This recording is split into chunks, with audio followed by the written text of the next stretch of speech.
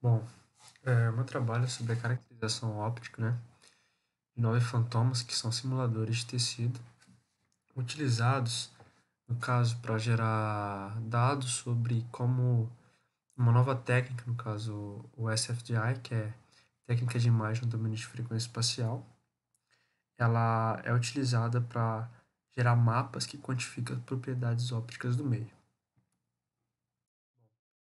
A técnica de imagem no domínio de frequência espacial, ela consiste em uma técnica não invasiva para gerar dados sobre propriedades ópticas, ou seja, como a luz interage ali com o tecido. No caso, a gente pega a luz no espectro do visível para este trabalho. E para que ela é utilizada? Bom, ela vem sendo desenvolvida para substituir algumas formas invasivas de exame. Exemplo disso, a gente tem a biópsia incisiva, né, que é desconfortante para o paciente, é uma forma invasiva de diagnóstico ali do câncer de pele no melanoma. E já a técnica de imagem no domínio de frequência espacial, que utiliza a luz visível, ou seja, ela não causa dor nem invasiva ao paciente, é apenas luz sobre o tecido e essa luz ela é captada, ela é refletida, né, pelo meio ali de forma difusa, ela é captada por um equipamento que gera imagens que são mapeadas, tanto a absorção, como a luz é absorvida no meio, como a luz é espalhada. Esses são os dois processos físicos mais importantes para gerar esses dados para o SFDI. Por que isso?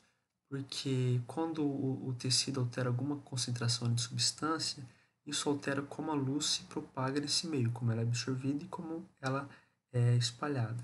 Isso tem direta ligação com a concentração de alguns componentes ali no tecido. Exemplo, o absorvedor é os cromóforos.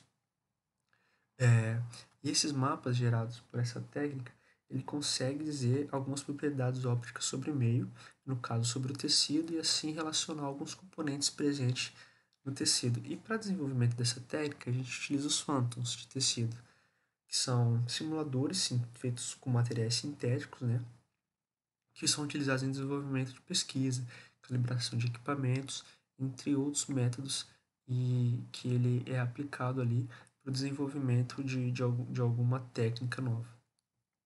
Bom, então a gente preparou esses simuladores à base de PDMS, né, que é o silicone, é um elemento barato, molde, né, e ele é uma matriz existente, quimicamente existente. A gente escolheu como o espalhador o dióxido de titânio, né, que é um espalhador que espalha a luz visível em grande parte ou quase toda ela no espectro do visível. E para absorver a luz ali nesses objetos simuladores, a gente utilizou o corante nanquim, que é um elemento barato, né, de fácil acesso. Ele não é absorvedor puro, ou seja, ele também espalha luz, né, porém ele é quimicamente e fisicamente resistente quando exposto à luz visível.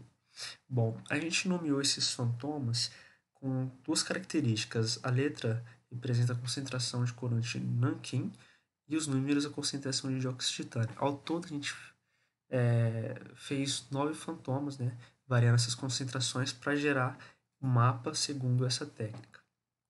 Para comparação com essa técnica, a gente utilizou a esfera integradora, que é esse equipamento onde podemos ver uma fonte luminosa, né, que ao ligado a luz ela vai para o espelho, o espelho direciona e se fecha, que a gente coloca a amostra nessa câmara aqui escura, e dentro dela tem um material que reflete totalmente luz, e através da absorvância e da refletância a esse cabo de fibra ótica, a gente consegue gerar um espectro de absorção e de espalhamento para os 9 fantomas, assim dando características e valores que serão comparados aos mapas gerados pela técnica do SFDI.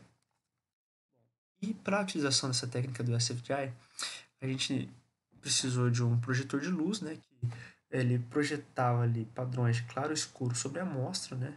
A gente utilizou filtro passa baixa para selecionar o comprimento de onda que a gente queria analisar e uma câmera para captar essas imagens que seriam transformadas pelo software MATLAB em mapas tanto de absorção e de espalhamento da amostra, né.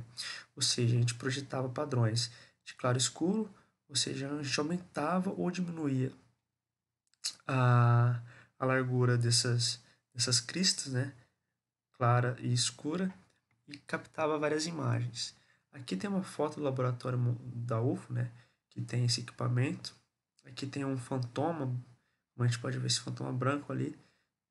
E aqui tem a câmera e o projetor. Bom, a gente obteve então esse trabalho. A gente obteve 9 fantomas, os quais variaram a concentração de nanquim, sendo, como eu disse, o A proporcional à quantidade desse material absorvedor, sendo o A proporcional a 160 microlitros, o B 120, o C 80. Assim também, os números eles se representavam a concentração de dióxido de titânio, que era o espalhador.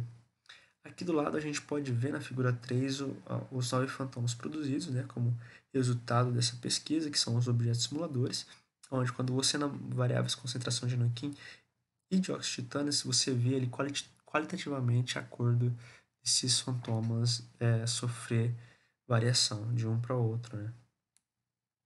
Então a gente obteve, pelo método da esfera integradora, dois espectros, entre 400 e 800 nanômetros ali do comprimento de onda do visível, e a gente obteve essa variação. Quanto maior a concentração de dióxido de titânio, mais o fantoma espalhava.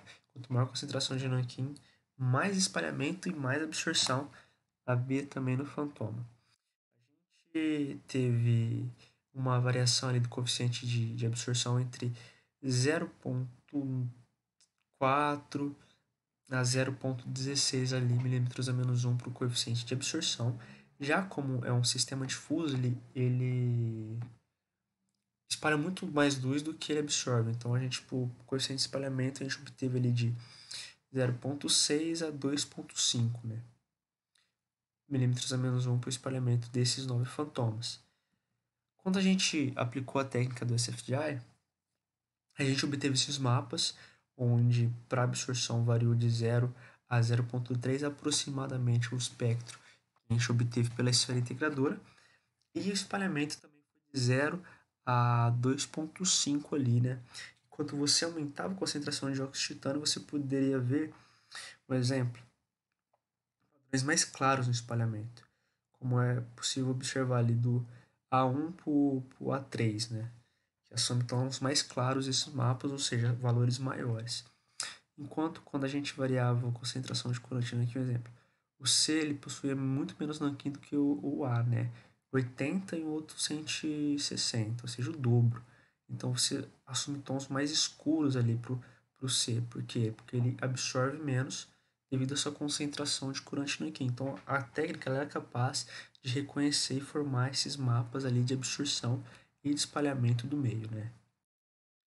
É isso que chegamos. A técnica do SFGI ela é capaz de produzir esses mapas que traz características ópticas do meio, no caso, dos simuladores ali que foram caracterizados desta forma, gerados esses mapas para produzir padrões onde se tem a concentração de alguns componentes ali do meio.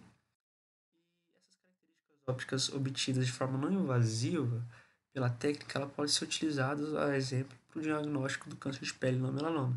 Isso é uma das vantagens dessa técnica, uma técnica barata, né, de fácil montagem do equipamento ali. E é isso que a gente chega na conclusão.